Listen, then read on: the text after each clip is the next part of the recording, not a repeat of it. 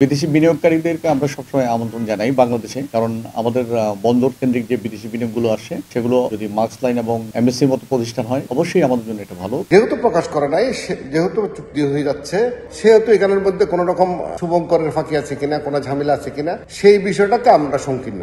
At the what cost, কিসের বিনিময়ে, কেমনে, সেই তথ্যটা জানার অধিকার জনগণের আছে। আমি মনে করি বন্দর বিষয়ে প্রাইভেট খাতে চালানোর জন্য যেভাবে বিদেশিদেরকে দেওয়া হচ্ছে, এটার কোনো পদ্ধতি অনুসরণ করে দেওয়া হচ্ছে না। আমাদের এইভাবে দেওয়া প্রয়োজন কিনা, আমাদের টেকনোলজি প্রয়োজন কিনা, ইনভেস্টমেন্ট প্রয়োজন কিনা, যদি প্রয়োজন হয় তাহলে আন্তর্জাতিক দরপত্রের মাধ্যমে একটা পদ্ধতি অনুসরণ করে পদক্ষেপ নেওয়া যাইতে পারে। তবে এটার ব্যাপারে আগে মূল্যায়ন বিবেচনা করা দরকার, একটা কমিটি করে দেখা দরকার এখানে আমাদের টেকনোলজি দরকার আছে কিনা, ইনভেস্টমেন্ট দরকার আছে কিনা। যদি থাকে তাহলে বিদেশিকে আহ্বান করা যাইতে পারে। সেই ক্ষেত্রে টার্মস এন্ড কন্ডিশন বাংলাদেশের স্বার্থ অক্ষুণ্ণ রেখে কিছু করার পদক্ষেপ নেওয়া যেতে পারে।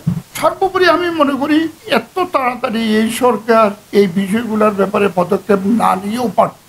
আমি বিরোধিতা করতেছি না, আমি মনে করি পদ্ধতিটা ভালো হলেও পরবর্তী রাজনৈতিক সরকার নির্বাচনের মাধ্যমে যারা আসবে তারা এই সমস্ত ব্যাপারে সিদ্ধান্ত নিলে বিষয়টা ভালো হয়। জয়েন্ট ভেঞ্চার একটা পদ্ধতি, আন্তর্জাতিকভাবে স্বীকৃত একটা পদ্ধতি, এটা অত্যন্ত ভালো পদ্ধতি। বিদেশিদের টেকনোলজি ইনভেস্টমেন্ট নেবো, আমাদের দেশের স্বার্থ আমরা অক্ষুণ্ণ রাখবো, রেখে আমরা আমাদের কাজ করব। কিন্তু এক্ষেত্রে জয়েন্ট ভেঞ্চারে দিচ্ছে, কোন পদ্ধতিতে দিচ্ছে বিষয়টা তো স্পষ্ট নয়, এবং বিষয়টা বলা হচ্ছে না, জানা হচ্ছে না। আমরা স্টেক হোল্ডাররা, আমার মনে হয় যে আমার মতো স্টেক হোল্ডার সবাই কেউ জানতেছেন না বিষয়টা কিভাবে দেওয়া হচ্ছে। চুক্তিটা হয়ে গেলে স্টেক হোল্ডারদের সাথে বা অন্য কারোর সাথে আলাপ আলোচনা করে কোনো তো সুফল আসবে করা যায়, কিন্তু ওটাতে তো কোনো রেজাল্ট আসার সম্ভাবনা নাই। কারণ স্টেক হোল্ডাররা আমরা কিছু চাইলে, চুক্তি তো হয়ে গেছে, চুক্তির সংশোধন করার ক্ষমতা কি চট্টগ্রাম বন্দর কর্তৃপক্ষের বা বাংলাদেশ গভর্নমেন্ট আছে কিনা এই চুক্তিতে, সেটা তো আমরা জানি না। শর্তটা আছে কিনা, এই চুক্তি পরিবর্তনের কোনো সুযোগ আছে কিনা। বিদেশি বিনিয়োগকারীদেরকে আমরা সবসময় আমন্ত্রণ জানাই বাংলাদেশে। কারণ আমাদের বন্দর কেন্দ্রিক যে বিদেশি বিনিয়োগগুলো আসছে, সেগুলো যদি মার্কস লাইন এবং এমএসসির মতো প্রতিষ্ঠান হয়, অবশ্যই আমাদের জন্য এটা ভালো। কারণ এরা পৃথিবীতে অনেক বেশি সুপরিচিত এবং বড় ধরনের আপনার শিপিং ব্যবসায়ী। এই ব্যবসায়ীগুলো যারা যে দেশে আপনার বিনিয়োগ করে, সেই দেশের একটা আলাদা ব্র্যান্ডিং হয়। এই ব্র্যান্ডিংগুলো কেমন, যেমন মার্কস লাইন এমএসসির মতো প্রতিষ্ঠান যে দেশে আপনার বিনিয়োগ করে, আমদানি এবং রপ্তানিকারকদের কাছে তারা খুব সুপরিচিত। তারা কিন্তু সেই দেশে আপনার বিনিয়োগের জন্য তাদের যে বিষয় আছে, তারা যদি অন্য সেক্টরে বিজনেসের জন্য তারা যদি বিনিয়োগ করতে চায়, সেই ক্ষেত্রে তাদের একটা আস্থার জায়গা তৈরি হয় যে মার্কস লাইন বা এমএসসির মতো প্রতিষ্ঠান ওই দেশে তারা শিপিং অপারেট করছে। তো সেই ক্ষেত্রে আমাদের জন্য এটা অত্যন্ত পজিটিভ দিক, এবং অবশ্যই এটাকে আমরা সাধুবাদ জানাই। এবং ভবিষ্যতে আমাদের যেই বিষয়গুলো নিয়ে আমরা চিন্তিত আছি, সেই চিন্তিত বিষয়টা হলো যে আমরা চট্টগ্রাম বন্দর যেই চুক্তিটাতে যাচ্ছে, নৌ মন্ত্রণালয় যে চুক্তিতে যাচ্ছে, সেই চুক্তির যে স্বচ্ছতার যে বিষয়গুলো ছিল, সেই স্বচ্ছতার কিছু বিষয় নিয়ে প্রশ্ন উঠছে, এবং সেই বিষয়গুলো আমরা আসলে জানি না কোন বিষয়গুলো নিয়ে আসলে প্রশ্ন উঠছে, যে সেই বিষয়গুলো আসলে আমাদের যারা বন্দর ব্যবহারকারী আছেন, আমাদের সামনে কিন্তু সেগুলোকে ডিসক্লোজ করা হয়নি। তো এটা না করার কারণে কিন্তু আমরা অনেক বিষয়গুলো অবগত নাই। যেমন কিছু বিষয়ে আমরা প্রশ্ন তুলেছিলাম যে 500 থেকে 700 লোক যে এখানে চাকরি করবে, তারা কি কোন দেশের লোক, তারা বাংলাদেশের নাকি অন্য দেশ থেকে আসা লোকজন এখানে চাকরি করবে তাদের, কিংবা আমাদের আগামী যে 30 থেকে 40 বছরের যে চুক্তিটা হচ্ছে, সেই 40 বছরের যে পরিকল্পনাটা, সেই পরিকল্পনাগুলো কিন্তু আমরা জানি না কীভাবে। যেমন প্রতিনিয়ত কিন্তু বিশ্ব কিন্তু চেঞ্জ হচ্ছে, জাহাজের তৈরির গড়ন যেমন চেঞ্জ হচ্ছে, সেই সাথে সাথে কিন্তু বন্দরের তৈরির গড়নটাও কিন্তু চেঞ্জ হচ্ছে।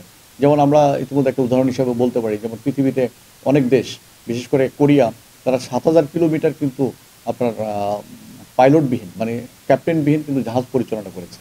তবে একটা বিষয় আমরা যেই চ্যালেঞ্জ বন্দরের সামনে, সেই চ্যালেঞ্জ মোকাবেলাতে কিন্তু আমাদের যে মার্কস লাইন যে টার্মিনেটটা করছে, সেটা আমাদের জন্য অত্যন্ত একটা আশার আলো দেখতে পাচ্ছি।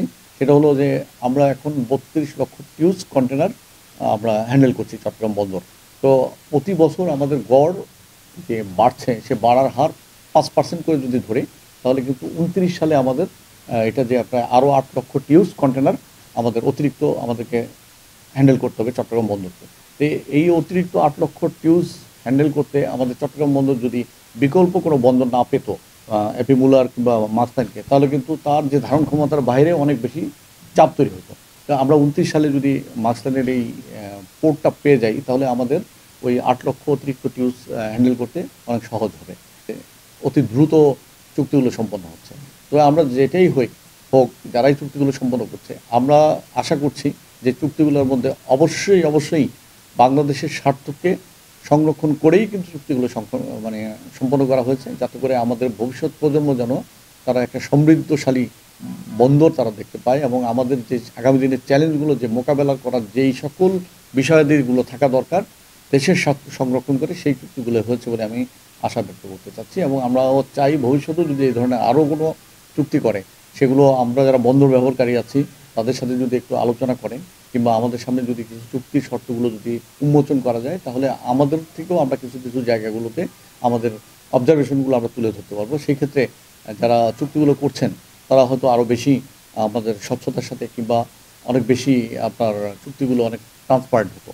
তো আমরা আশা রাখছি যে ভবিষ্যতে এই বিষয়গুলো অবশ্যই যারা চুক্তি করবেন বা নীতি নির্ধারণ পর্যায়ে যারা আছেন, তারা কিন্তু এই বিষয়গুলো মাথায় রেখে যদি কার্যগুলো সম্পন্ন করেন, তাহলে এতটা বিতর্ক তাদেরকে পেয়ে বসতো না, বিতর্ক এড়ানোর সুযোগ ছিল।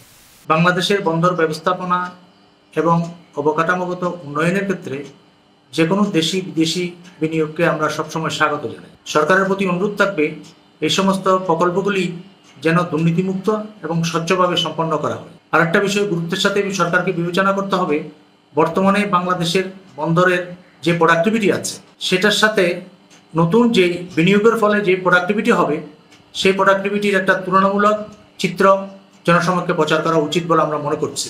আপনারা জানেন, দীর্ঘদিন থেকে বাংলাদেশের ব্যবসায়ীরা এবং বাংলাদেশে যারা বিনিয়োগকারী আছেন এবং বিনিয়োগ করার জন্য ভবিষ্যতে বাংলাদেশে আসার চিন্তা ভাবনা করছে, সবার পক্ষ থেকে একটা বক্তব্য সরকারের উচ্চ মহলে আমরা জানিয়েছি, সেটা হচ্ছে বাংলাদেশের বর্তমান যে বন্দর ব্যবস্থাপনা আছে সেটা বিশ্বমানের না। সুতরাং যে বিশ্বমানের বড় বড় অপারেটররা বর্তমানে বাংলাদেশের বন্দর ব্যবস্থাপনাকে উন্নয়নের জন্য যেই বিনিয়োগ করার চিন্তাভাবনা করেছে, সেটাকে আমরা অবশ্যই স্বাগত জানাচ্ছি, এবং এর মাধ্যমে বাংলাদেশের বন্দর ব্যবস্থাপনা বিশ্বমানের উন্নীত হবে। তো সুতরাং এই বিষয়টা নিয়ে যদি কোনো কিছু গোপন করা হয়, তাহলে বিভিন্ন ধরনের গুজব সৃষ্টি হবে, এবং যারা এই উন্নয়ন কাজের বিরোধিতা করছে ওনারা তখন অনেক কিছু বলার সুযোগ পাবে। আমরা যেটা মনে করছি, সরকারের উচিত যে কোনো জিনিস স্বচ্ছ জনসমক্ষে প্রচার করার মতো অবস্থায় গিয়ে এই বিষয়গুলোকে সম্পন্ন করা। যদি সেরকম করা না হয়, যদি কোনো কিছুকে আড়াল করা হয়, তাহলে বিভিন্ন ধরনের গুজব সৃষ্টি হবে, যার ফলে আমাদের উন্নয়ন কাজগুলি বাধাগ্রস্ত হবে। এবং বাংলাদেশের যে ভবিষ্যৎ উন্নয়ন, অর্থনৈতিক উন্নয়ন আমরা দেখছি, তার সাথে মিল রেখে আমাদের বন্দর ব্যবস্থাপনা, আমাদের অবকাঠামোগত অন্যান্য যে সুবিধাগুলি আছে, আমাদের লজিস্টিক যে সার্ভিসটা আছে, সেগুলিকে কিন্তু আরও এগিয়ে নিয়ে যেতে হবে। এবং আরেকটা বিষয় গুরুত্বপূর্ণ, বাংলাদেশের বন্দর যে সুবিধাটা আছে, সেই সুবিধাগুলিকে কাজে লাগিয়ে আমরা আশেপাশের যে দেশগুলি, ল্যান্ডলক দেশগুলি আছে, যেই তাদেরকে আমরা বন্দর মাধ্যমে একটা বন্দরের সুবিধাগুলি দিতে পারি, এবং সেই জায়গায় বাংলাদেশের ট্রানজিট ট্রান্সশিপমেন্টের বদলতে বৈদেশিক মুদ্রা অর্জন করার একটা সুযোগ চলে আসবে। সুতরাং সব বিবেচনা নিয়ে আমরা মনে করছি অতি সত্বর বাংলাদেশের বন্দর ব্যবস্থাপনাকে উন্নয়নের জন্য সরকারের যে সিদ্ধান্তগুলি আছে সেগুলি বাস্তবায়ন করা, এবং ভবিষ্যতে বাংলাদেশের বন্দর ব্যবস্থাপনা আরও এগিয়ে নিয়ে যাওয়ার জন্য যেসব পরিকল্পনাগুলি প্রয়োজন আছে সেগুলো দ্রুত গ্রহণ করা। আমার বিদেশি অপারেটরদেরকে হ্যান্ডেলিংয়ের জন্য দেওয়া যে বিষয়টা, সেটার ব্যাপারে আমার ব্যক্তিগত কোনো দ্বিমত নাই, বাট সেটা একটা স্বচ্ছ প্রক্রিয়ার মাধ্যমে করলে, আমরা বারবার করে বলছি, আপনি ট্যারিফ বাড়ান, আপনি যেটাই করেন স্বচ্ছ প্রক্রিয়ার মাধ্যমে একটা নিয়মতান্ত্রিক পদ্ধতিতে আপনি এগিয়ে যান। তার মধ্যে এই যে টার্মিনালগুলো দিয়ে দেওয়া হচ্ছে, হ্যাঁ, পানগাঁও, ওইটা সবগুলো যেগুলা, এই ব্যাপারে আমাদের স্পষ্ট বক্তব্য হচ্ছে, দেওয়ার আগে কি সত্ত্বে দেওয়া হচ্ছে সেই বিষয়টা আমরা সরকারের কাছ থেকে আশা করি যে আমাদেরকে জানানো হবে। কিন্তু আমাদেরকে না জানিয়ে, জনগণকে না জানিয়ে এটার কি সত্ত্বে কিভাবে দেওয়া হচ্ছে সেটাই হচ্ছে আমাদের মূল প্রশ্ন।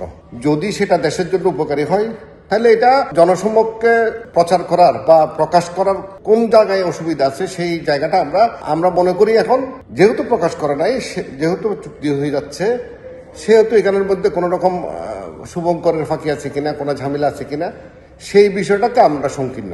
আমরা আবারও বলি, বারবার করে বলে আসছে, আমরা হ্যান্ডেলিং এর জন্য বিদেশি অপারেটর, সেই ক্ষেত্রে আমাদের কোনো এতদিনও আলটিমেটলি যারা ছিলেন গত 16-17 বছর যাবৎ হ্যান্ডেলিং এ যারা ছিলেন, তারাও যে অনেক ভালো কাজ করছে সেটা না, সেখানেও দুর্নীতি ঝামেলা ছিল।